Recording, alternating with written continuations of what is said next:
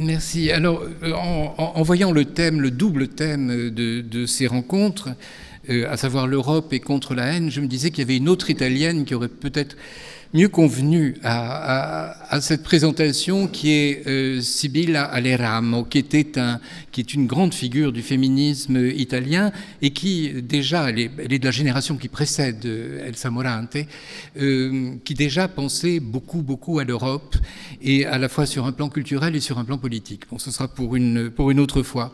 Pour Elsa Morante, je dois dire que les deux thèmes, le thème de l'Europe et le thème de la haine, c'est-à-dire de l'absence de haine, sont traités différemment par cette femme, dans la mesure où je ne pense pas qu'elle se soit jamais pensée elle-même, contrairement à Moravia, son mari, qui lui était très profondément européen et était un parlementaire européen, qui a écrit un journal européen. Elle ne pensait pas l'Europe en tant que telle, parce que Elsa Morante appartenait au monde, on peut dire, hein, et elle ne pensait pas l'Italie contre l'Europe ou à l'intérieur de l'Europe, mais elle pensait son œuvre et la littérature dans le monde, et dans un monde en plus qui ne la satisfaisait pas totalement, parce que ce n'était pas un écrivain du réel, contrairement à son mari ou contrairement à Pasolini dont elle était très proche.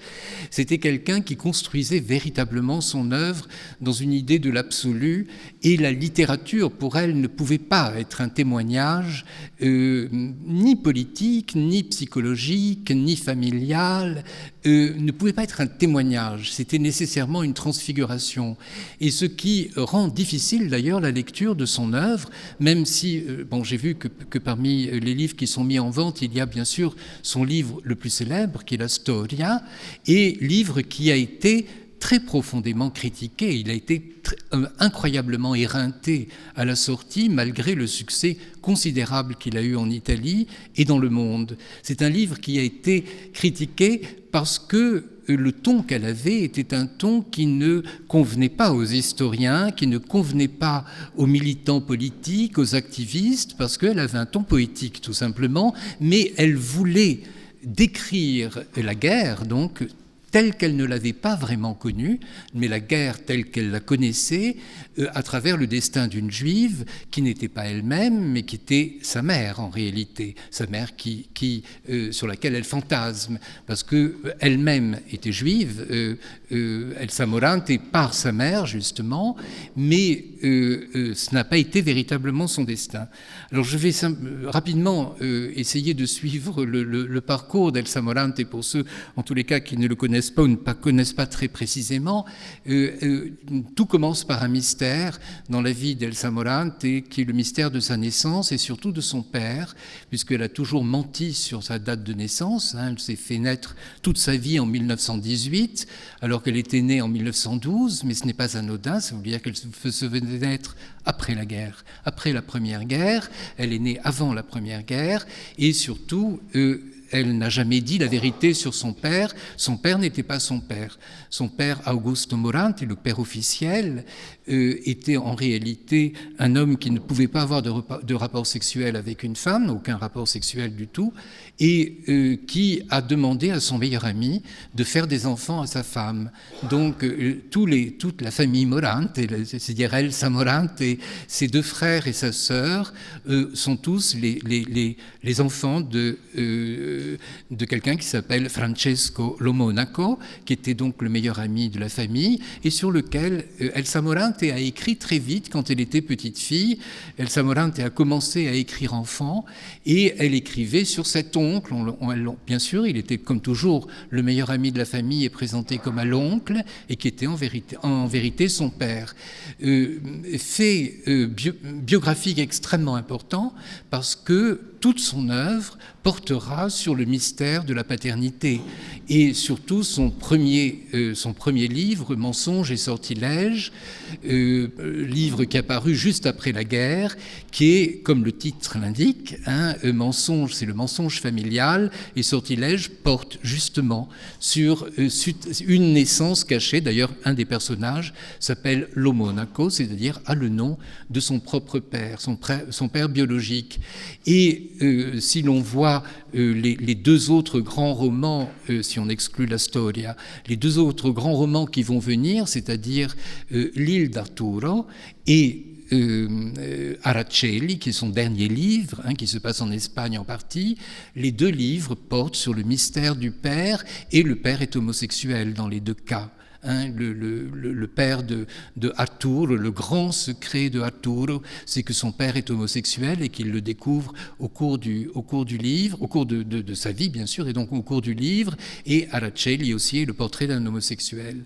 Donc ce trait biographique a complètement contaminé, au sens, je ne mets aucun sens péjoratif dans le terme, la vie et l'imaginaire de Elsa Morante. Alors, son mariage avec Alberto Moravia va évidemment être aussi déterminant, parce qu'ils se rencontrent en 1936, ils se marient en 1941.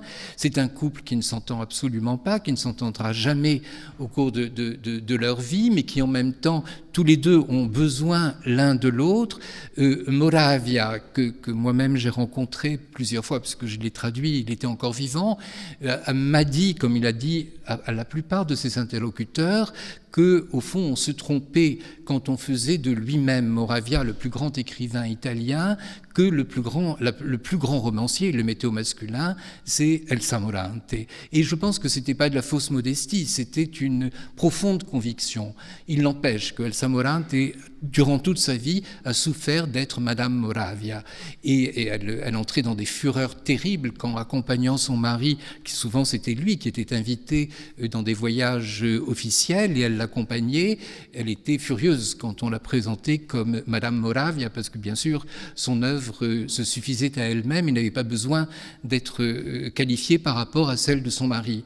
Alors, d'une situation pareille, telle que je vous l'ai présentée, on aurait attendu, au fond, d'une femme comme Elsa Morante d'être une féministe. Elle aurait pu devenir féministe, mais curieusement, elle a eu des prises de position assez négatives sur le féminisme au moment où il explosait, contrairement à celle qui lui a succédé dans la vie de Moravia, qui est Dacia Maraini, l'autre grande romancière italienne qui a été proche de Moravia.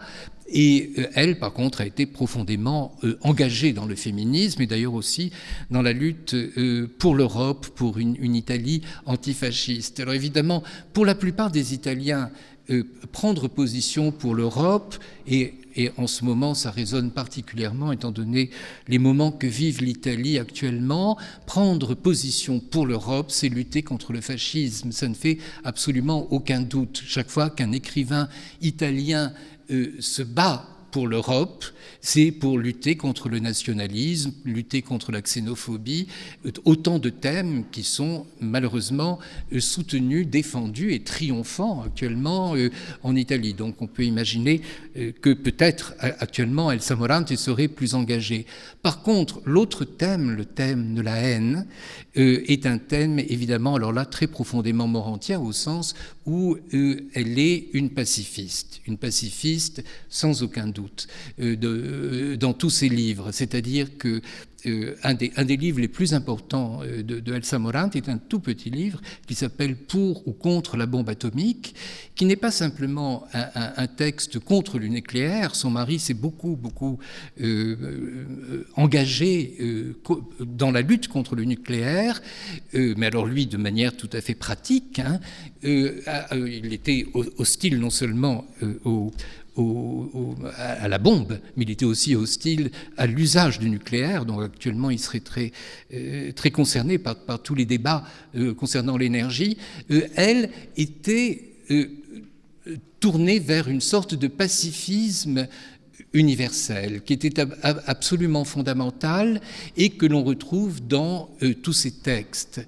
En 1968, juste avant de publier La Storia, elle écrit un recueil de poèmes qui s'appelle « Le monde sauvé par les gamins », qui est un texte absolument remarquable parce que, contrairement à ce qu'on pourrait penser, il y a eu très très peu d'écrivains italiens qui ont été sensibles à ce qui était en train de se passer en 1968. Et Elsa Morante, à cette époque, est tournée non pas vers d'autres pays européens, mais vers l'Amérique, d'une part, c'est-à-dire les hippies, Peace and Flower, c'est ça qui la fascine complètement, le mouvement beatnik, qu'elle va complètement intégrer à son univers mental. Elle va devenir très amie du Living Theatre, par exemple, les acteurs Julian Beck, Judith Molina, et donc elle va se reconnaître complètement. Je suis allé dans la bibliothèque d'Elsa Morant et il y a une très très grande partie de sa bibliothèque qui est occupée par des poètes de Ginsberg, Kerouac, etc., les poètes de cette génération. Et l'autre intérêt, c'est l'Inde, ce qui appartient aussi à cette génération beatnik, c'est-à-dire qu'elle est extrêmement nourrie de pensées indiennes et ça pénètre complètement son œuvre. Et donc le monde sauvé par les gamins, comme le dit le titre, c'est une recherche de l'innocence, bien entendu. Et pour elle, il n'est absolument pas pensable de laisser le destin du monde chez des adultes complètement irresponsables. Elle considère tout le monde politique, y compris les activistes, parce qu'elle s'est rapprochée évidemment des militants politiques d'extrême gauche. Elle a été très proche de toute une extrême gauche, enfin surtout Potere Operaio, le pouvoir ouvrier, et Lotta Continua, mais qui était pacifiste. Et quand elle a découvert comment agissaient les brigades rouges, là, elle s'est complètement cabrée et elle a dit avec une extrême violence sa dissension. Et donc, elle écrit, là j'en étais à 68, elle écrit la Storia à une époque où elle a besoin d'exprimer au fond son expérience de la guerre de manière complètement indirecte. Son mari, Moravia, a écrit La Ciociara, il a publié en 1957, où il raconte comment elle et lui, de manière tout à fait métaphorique, parce que ce n'est pas un livre directement autobiographique, mais quand on connaît la vie de Moravia et d'Elsa Morant, on reconnaît bien sûr les éléments autobiographiques dans le livre. Il raconte leur exil de Rome, leur évacuation de Rome, où ils se sont réfugiés, étant tous les deux juifs, bien sûr. C'est en 1943, après la chute de Mussolini, mais au moment de la proclamation de la République de Salo, où finalement le fascisme devient encore plus violent, même après la chute de Mussolini, et il s'enfuit loin de Rome en 1943-44. Donc Moravia a donné sa version dans la Ciociara, en faisant de son couple avec Elsa Morante un couple mère-fille. C'est une mère avec sa fille. Et Elsa Morante va donner sa propre version dans la Storia, en racontant autrement, bien sûr, l'histoire à travers le destin de Ida, donc une jeune juive extrêmement naïve qui va être violée par un Allemand et dont l'enfant va être l'objet de sa passion. Bon, je ne peux pas vous raconter le livre en entier, mais ce qui compte surtout, c'est que, à travers le destin de cette femme accablée, qui va finir par mourir complètement abattue à la fin du livre, elle racontait au fond la lutte du petit peuple, une lutte sans merci, une lutte au fond qui était totalement négative. Et c'est pour ça que le livre a été éreinté. Le livre a été éreinté par les gauchistes, surtout par les gauchistes, par le Manifesto, disant qu'elle donnait de la lutte du peuple contre le pouvoir une vision complètement négative. Et donc, ça n'a pas empêché que le livre ait un très grand succès. Alors, une des difficultés de lire l'œuvre de Elsa Morante, qui pourtant est une icône du féminisme maintenant en Italie, qui est représentée comme au fond une figure incontournable de l'esprit indépendant, il est très difficile de la lire comme n'importe quel écrivain, parce que, comme j'ai mis sous-titre « Une vie pour la littérature », j'aurais pu mettre « Une vie pour l'absolu », « Une vie pour l'idéal ». Elle était dans un monde qui refusait le réel, Elsa Morante, et elle disait qu'elle avait 3 héros, qui étaient Achille, qui était Don Quichotte et qui était Hamlet. Et alors elle disait, Achille, c'est le personnage qui est en équilibre avec le réel, c'est l'Antiquité, c'est celui qui se reconnaît dans le monde qui l'entoure. C'est un héros. Et il arrive dans ce monde-là, monde mythique bien entendu, à agir héroïquement. C'est un héros complètement positif qui est en accord. Don Quichotte, c'est un personnage qui refuse le réel et qui se réfugie dans la fiction. C'était bien sûr un des personnages qui lui était en réalité le plus proche, le plus sympathique. Don Quichotte était véritablement son héros, parce qu'elle était exactement dans la même situation. Elle construisait un monde fantasmatique qui la satisfaisait beaucoup plus que le monde réel. Et ça, c'est un discours qui est très difficile à entendre de la part des militants politiques, bien entendu, surtout des militants de la génération qui l'a suivi, qui étaient extrêmement sectaires, tranchants et beaucoup plus pragmatiques. Et le troisième héros, donc, c'est Hamlet. Et Hamlet refuse l'être et choisit le néant, finalement. C'est-à-dire que c'est un être de fuite, un être qu'elle perçoit comme complètement négatif.